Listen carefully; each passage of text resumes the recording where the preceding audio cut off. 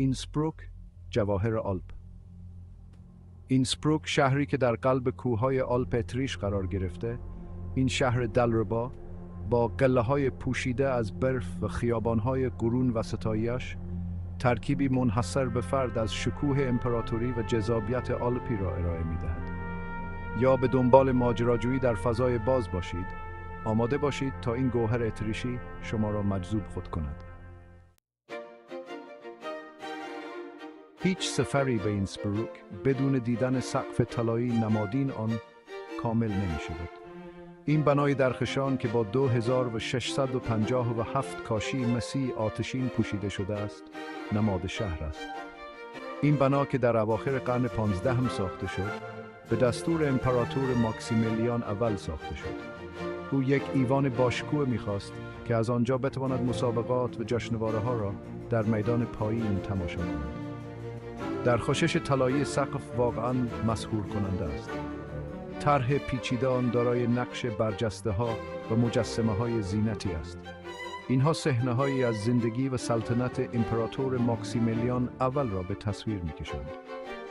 با ایستادن در زیر سقف طلایی تقریباً می‌توانید شکوه و جلال قرن‌های گذشته را تصور کنید.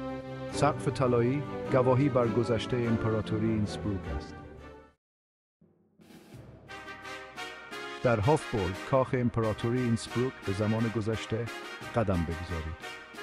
این کاخ وسیع برای بیش از 450 سال به عنوان اقامتگاه امپراتوران هابسبورگ خدمت می‌کرد.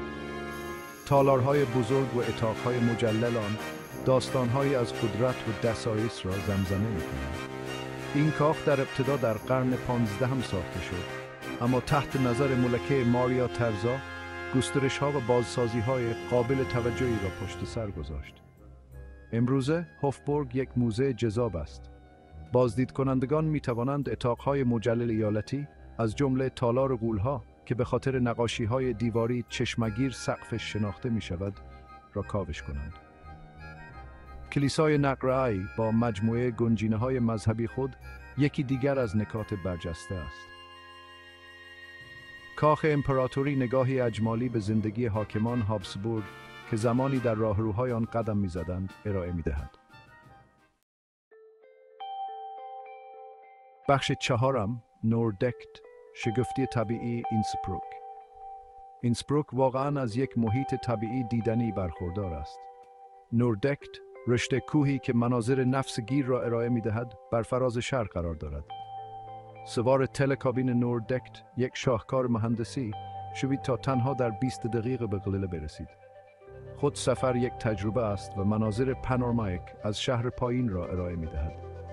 در بالا با مناظر وسیع در این و کوههای استوای آلپ استقبال خواهید شد.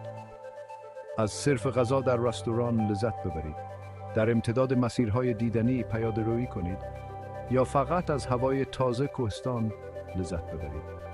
در زمستان نوردکت به بهشتی برای اسکیبازان تبدیل می شود.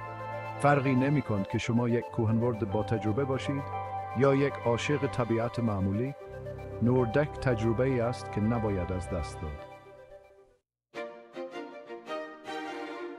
بخش پنجم، قلعه آمبراس، سفری در طول زمان.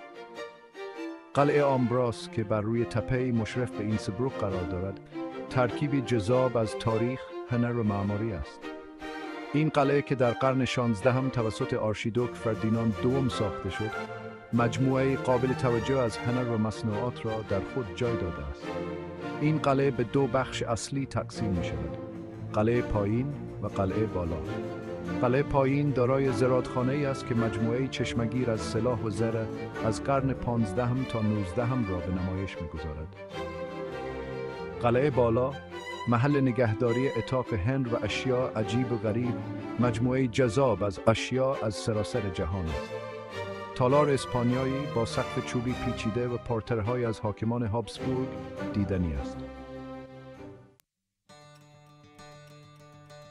بخش ششم، برگسیل، جایی که عقاب‌ها جرات می‌کنند. هیچ سفری به اینسبروک بدون بازدید از سکوی پرش اسکی برگسیل کامل نمی‌شود.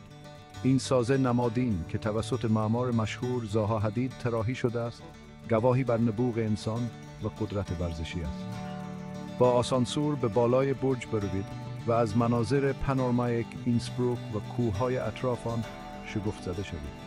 تقریباً می توانید آدرنالین پرندگان اسکی را در حین پرتاب خود به هوا حس کنید.